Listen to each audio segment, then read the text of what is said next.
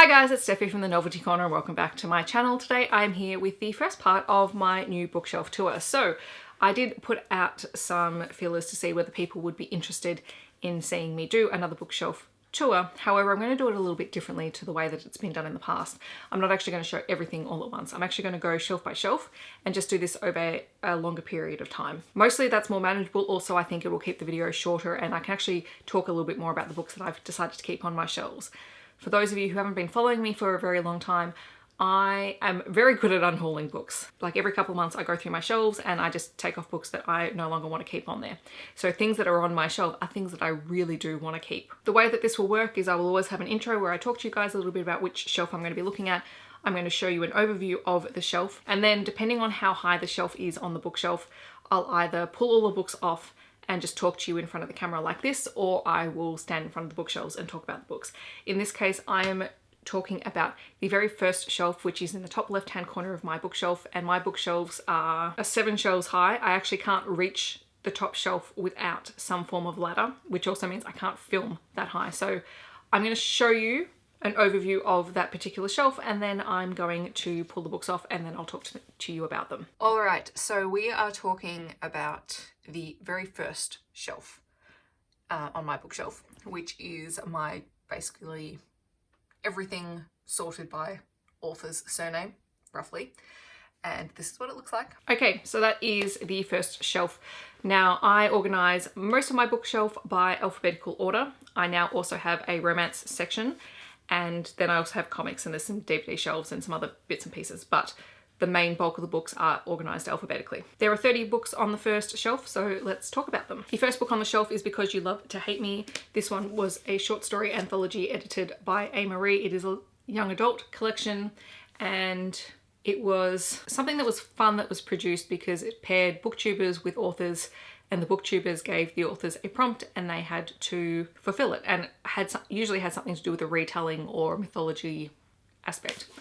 To be honest, the main reason I keep this book around because V.E. Schwab has a book in here about death, and that is probably my favorite story in the collection and the one that I do want to keep, but it is also a very pretty book. I also have a signed bookplate for it. I also have Storm and Fury by Jennifer L Armentrout. This was the first Jennifer L Armentrout book that I read, I think, and this one is about gargoyle shifters from memory.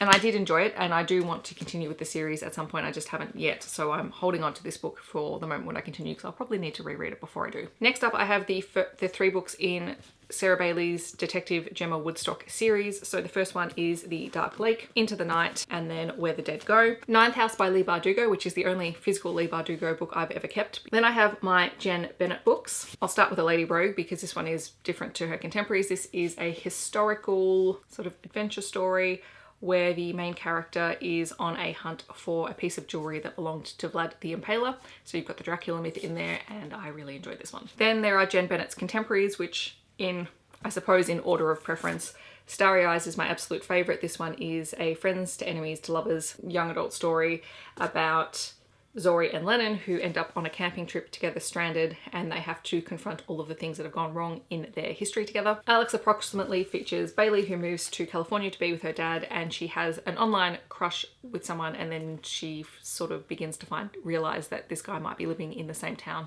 where she is now. Chasing Lucky features Josie. I read this one most recently, and she has just moved back to her hometown with her mother after years of just traveling everywhere, and there she's confronted with former childhood friend Lucky, and the two get up to some mischief and end up reconnecting over that. And Serious Moonlight is about Birdie, who doesn't have huge life experience. She's been very sheltered her whole life, and then she gets the job working the night shift at a local hotel, and there she meets all of the different people who work there, and she finds herself wrapped up in a bit of a mystery surrounding someone who might be working at the hotel. Then there is the Love Oswaya anthology Begin and Begin, edited by Danielle Binks. This was a really big book when it came out here in Australia because it featured a whole stack of fantastic Australian young adult authors writing stories for Australian kids. Loved it. I've had it signed by many of the authors at various events. I don't think I've got everyone yet, but this is something that I will hold on to for a while. Even if I don't necessarily reread it, it's something that I'm really happy to own. And also by Danielle Binks was her first middle grade book, The Year the Maps Changed, which I thoroughly enjoyed. It was a great book. And this is set in 1999 in Sorrento, and it follows Fred, who has been raised by her grandfather and also her adoptive father since the death of her mother. And suddenly everything about her family dynamic changes and she's not sure where she fits in anymore.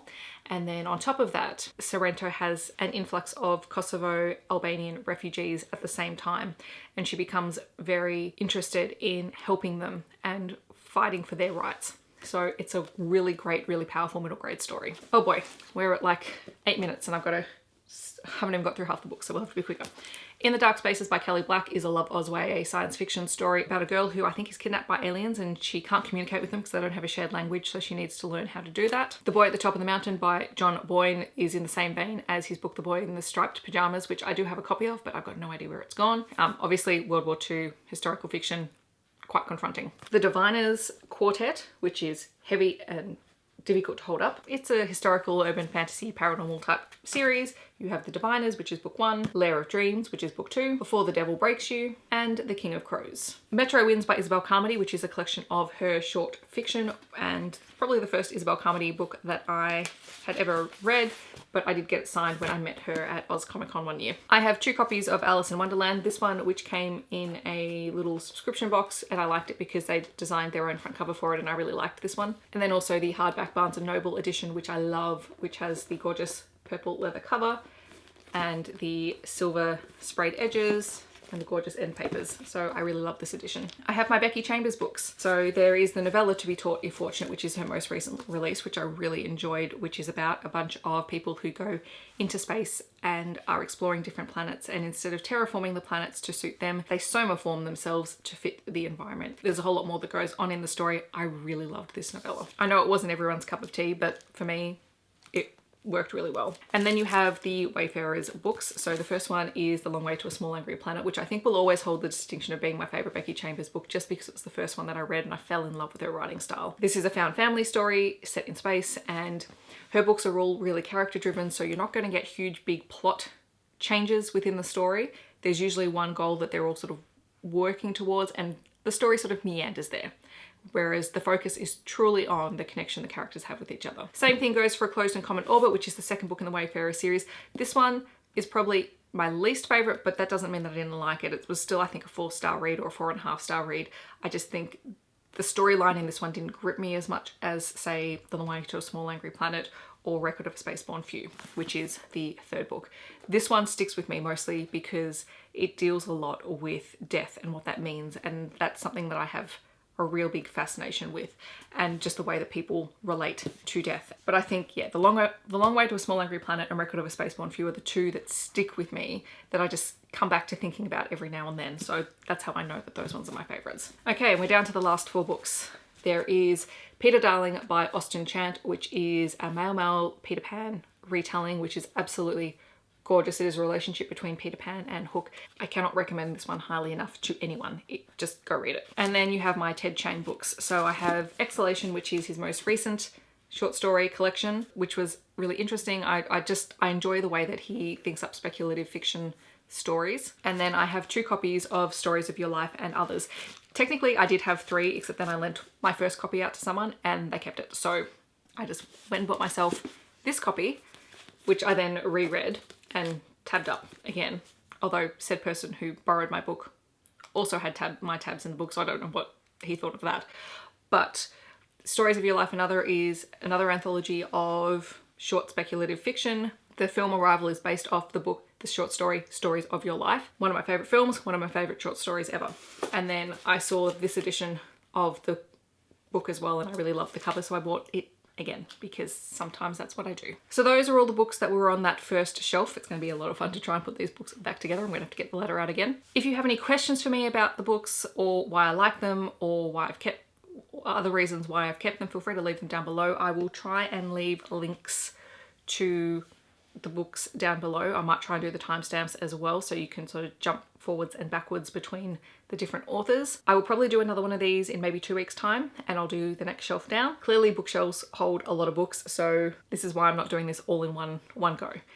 If you guys want an in-depth bookshelf tour, this is going to be the best format for me. So hopefully hopefully it works for you guys. I hope that wherever you are in the world, you are staying safe and healthy, and I'll catch you guys in my next video. Thanks so much for watching.